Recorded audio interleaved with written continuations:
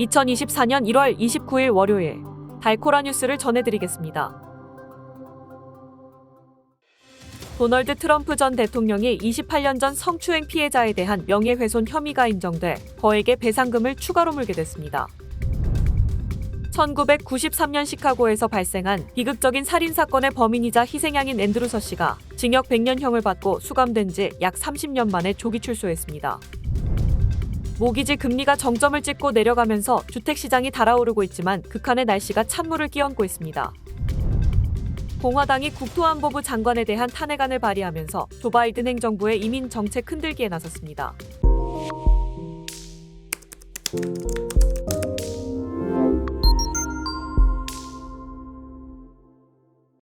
도널드 트럼프 전 대통령이 28년 전 성추행 피해자에 대한 명예훼손 혐의가 인정돼 거액의 배상금을 추가로 물게 됐습니다. 뉴욕 남부 연방지방법원 배심원단은 트럼프 전 대통령에게 8,330만 달러의 배상금을 원고 진 캐럴에 내도록 판결했습니다. 배심원단은 원고 캐럴의 성폭행 피해 주장을 거짓으로 문 트럼프 전 대통령의 발언은 원고에게 실질적인 피해를 줬다는 취지로 배상액 산정 이유를 설명했습니다. 이달 중순에 시작된 이번 재판은 원고 캐럴이 트럼프 전 대통령의 막말에 대한 피해 보상을 요구하면서 제기한 민사소송입니다. 1993년 시카고에서 발생한 비극적인 살인사건의 범인이자 희생양인 앤드루 서씨가 징역 100년형을 받고 수감된 지 약 30년 만에 조기 출소했습니다. 새로운 일리노이 주법에 따라 서씨가 그간 감옥에서 모범수로 쌓은 신용, 교도소 내 노동시간 등 성과에 대해 4,000일가량을 복역일로 인정받게 됐습니다.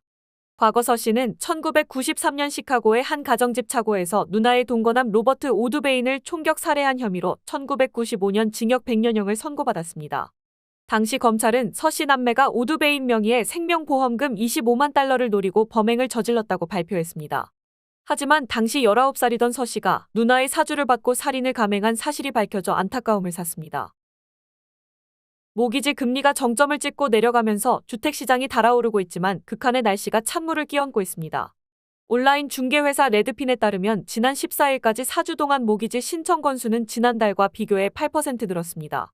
같은 기간 신규 부동산 매물도 전년 동기 대비 8% 증가했습니다.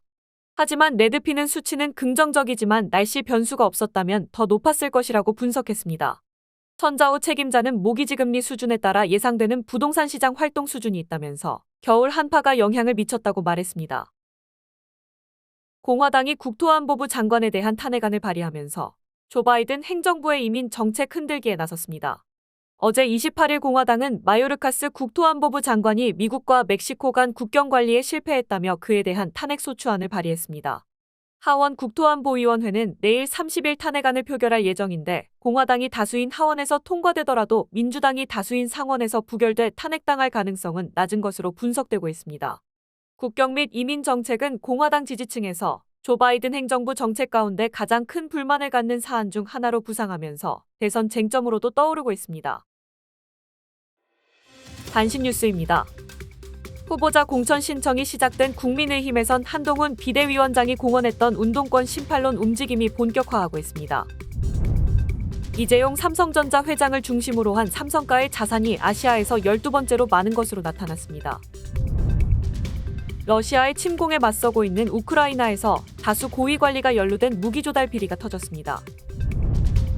홍콩 법원이 중국 부동산 위기의 상징인 헝다그룹에 청산 명령을 내렸습니다. 지금까지 1월 29일 월요일 달코라 뉴스였습니다.